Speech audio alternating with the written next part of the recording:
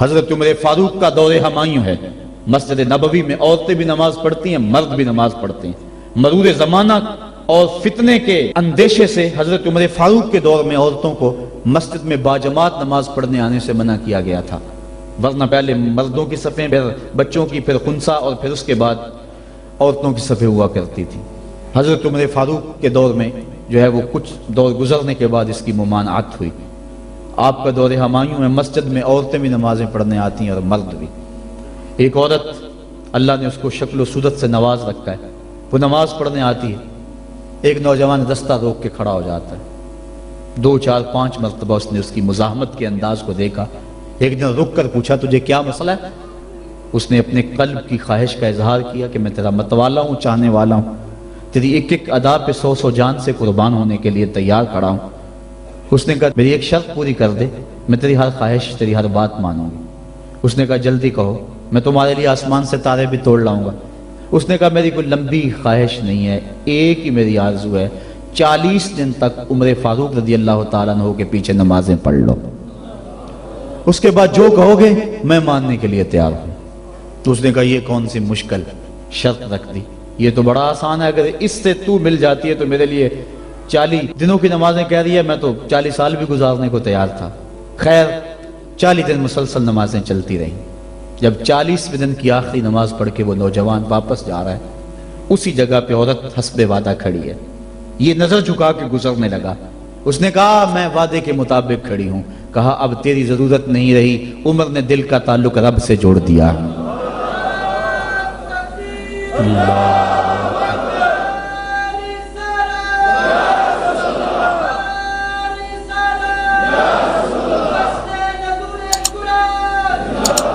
اگر ہم 40 سال ہمارے پیچھے لوگ نمازیں پڑھتے رہیں اور ان میں تبدیلی نہ آئے تو پھر ہمیں سوچنا چاہیے نا، مجھے سوچنا چاہیے کہ 40 سال ہو گئے ایک بندہ میرے پیچھے نماز پڑھا، اس میں تبدیلی نہیں آ رہی۔ 40 دن نماز پڑھی، قرآن دل سے نکلا اور زبان کے ذریعے سے دل میں پیوست ہو گیا، دل کی دنیا بدل گئی۔ کاش کہ وہ لوگ دوبارہ منصہ شہود پہ آ جائیں اور وہ لوگ دوبارہ مصلوں کی زینت بن جائیں، جن کے لبوں سے قرآن جب نکلتا ہے تو فرشتے بھی آفرین آفرین کرتے ہیں، اور قرآن دلوں پہ اثر کرتا ہے اور دلوں کے زنگ اترتے ہیں اور روحوں کو قرار ملتا ہے۔ آج امت کے لیے ابتلا اور آزمائش کے مرحلے طویل سے طویل تر ہوتے چلے جا رہے ہیں۔ اس کا ایک سبب یہ ہے کہ جو امت کے رہنما ہیں وہ درد کی دولت سے خالی ہیں۔ واعظ قوم کی وہ پختہ خیالی نہ رہی، برق طبعی نہ رہی، شعلہ میں کالی نہ رہی، رہ گئی رسم آذاں روح بلالی نہ رہی، فلسفہ رہ گیا تلقین غزالی نہ رہی، مسجد مرثیہ خواہیں کہ نمازی نہ رہے، یعنی صاحب اوصاف وہ حجازی نہ رہے۔ آج ہمارے اندر کچھ نہیں رہا، دم خم ہی نہیں رہا، ورنہ اس امت کا بکھرا ہوا شرازہ آج بھی متحد ہو سکتا تھا۔ آج پوری امت جس طرح دھکے کھا رہی ہے، کس کے سامنے نہیں ہے حالات۔ کبھی ہمارا کردار لوگوں کو زندگی کی راہیں دکھایا کرتا تھا، آج ہمیں دیکھ کے لوگ دین سے بدزن ہوتے چلے، لیکن ہم نے قرآن کو بطور رسم اپنایا۔ لا یبق من القرآن الا رسمہ، قرآن کو رسم کے طور پہ ہم پڑھ رہے ہیں، ورنہ یہ قرآن تو مردہ دلوں میں زندگی کی روح پھونکنے والا ہے۔ وہ جو قتل کرنے کے منصوبے تیار کر کے گھر سے نکلتے ہیں اور ہاتھ میں تلوار لیتے ہیں، آج بانی اسلام کا کلا کما کر دیں گے۔ سورہ طٰہٰ کی ابھی چند آیتیں ان کے کانوں میں پڑتی ہیں تو ان کے سارے پروگرام بدل کے رہ جاتے ہیں۔ جو بانی اسلام کے چراغ کو گل کرنے کے عزم لے کر گھر سے نکلتے ہیں، گلے میں پٹکا ڈالا ہوا ہے اور اپنے بہنوئی کے ہاتھ میں دیا ہے، کہا مجرم بنا کے حضور کی خدمت میں پیش کر۔ یہ قرآن کی تاثیر تھی، اور پھر قرآن ان کے اوپر ایسا اترا کہ پھر ان کی زبان سے قرآن کا جو نغمہ پھوٹا، لوگوں کی تقریر پلٹتا چلا گیا۔ انہوں نے کہا کہ اے صالح، ہم آپ سے برا شگون لیتے ہیں، معاذ اللہ کہا کہ ہم آپ کو منحوس خیال کرتے ہیں، اور جو تیرے ساتھ ہیں ان کو بھی ہم منحوس خیال کرتے ہیں۔ یہ عجیب قوموں کا مزاج ہے کہ جو وجود برکت والے ہوتے ہیں وہ ان وجودوں کو اور ان پاک باز ہستیوں کو مٹانے کی آرزو میں لگے ہوتے ہیں کہ یہ وجود مٹ جائیں، حالانکہ ساری روشنیاں اور سارے اجالے معاشرتوں میں پاک لوگوں کے دم سے ہوتے ہیں، لیکن یہ شروع سے ہوتا آیا ہے کہ لوگوں نے پاک باز لوگوں کے اوپر تان و تشنیع کے تیر بھی برسائے اور ان کے تقوی کو نشانہ تدحیق بنایا اور ان کی زندگی کے تقدس معاب لمحوں پر انگلیاں اٹھائیں۔ تو انہوں نے کہا کہ اے صالح، ہم تمہیں معاذ اللہ منحوس خیال کرتے ہیں اور تمہاری قوم کو، تمہارے ساتھ جو لگے ہوئے لوگ ہیں ان کو بھی ہم منحوس خیال کرتے ہیں۔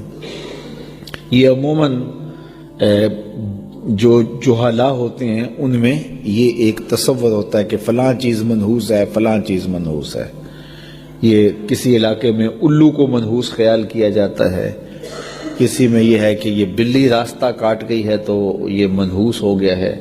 اس طرح کی باتیں اسلام نے اس کی نفی کی ہے اور یہ توکل کے منافی چیزیں ہیں۔ کوئی جو ہے وہ منحوس نہیں ہے، بلکہ دنوں کو منحوس خیال کیا جاتا ہے۔ بعض لوگ منگل کے دن کو منحوس خیال کرتے ہیں، بعض اطراف کو، سمتوں کو لوگ جو ہے وہ منحوس خیال کرتے ہیں، بعض لوگوں کو منحوس خیال کرتے ہیں کہ صبح صبح یہ مل گیا ہے اب سارا دن برا ہی گزرے گا۔ ایسا نہیں ہے، اللہ تعالیٰ پر توکل کرنا چاہیے، اور نہ کوئی دن منحوس ہے اور نہ کوئی شب منحوس ہے اور نہ کوئی وقت منحوس ہے۔ جو منحوس ماننے پہ آئے تو معاذ اللہ انہوں نے پیغمبر کو بھی منحوس قرار دے دیا، اور پاک باز ہستی کے عالی مرتبت صحابہ کو بھی انہوں نے جو ہے وہ منحوس قرار دے دیا، اور کہا کہ ہم برا شگون لیا تم سے اور تمہارے ساتھیوں سے۔ قَالَ طَائِرُكُمْ عِنْدَ اللَّهِ بَلْ أَنْتُمْ قَوْمٌ تُفْتَنُونَ، فرمایا تمہاری بدشگونی اللہ کے پاس ہے، بلکہ تم لوگ فتنے میں پڑے ہوئے ہو۔ حضرت صالح علیہ السلام قوم سمود کی طرف آئے تو قوم سمود میں 9 لوگ تھے جو سب سے زیادہ فتنے کی نشانی تھے اور فتنہ گر تھے۔ کتنے برے لوگ ہوتے ہیں کہ جب فتنہ گروں کی فہرست بنے تو ان کا نام آتا ہے۔ کسی بستی کے اندر، کسی گاؤں کے اندر، کسی شہر کے اندر، کسی محلے کے اندر لوگ کہیں فلاں بندہ بڑا شیطان ہے، فلاں بڑا بندہ شیطان ہے، فلاں بڑا بندہ خبیث ہے، تو لوگ انگلیوں پہ گنے اور کسی شخص کا نام اس فہرست میں آ جائے۔ مجھے بتاؤ کہ کتنا برا وہ شخص ہوتا ہے جس کا نام شیاطین کی فہرست میں آ جائے، گندے لوگوں کی فہرست میں آ جائے، برے لوگوں کی فہرست میں آ جائے۔ اللہ سے دعا مانگا کرو کہ مالک جب نام لیے جائیں تو ہمارا نام صالحین کی فہرست میں آئے، اچھے لوگوں کی فہرست میں آئے۔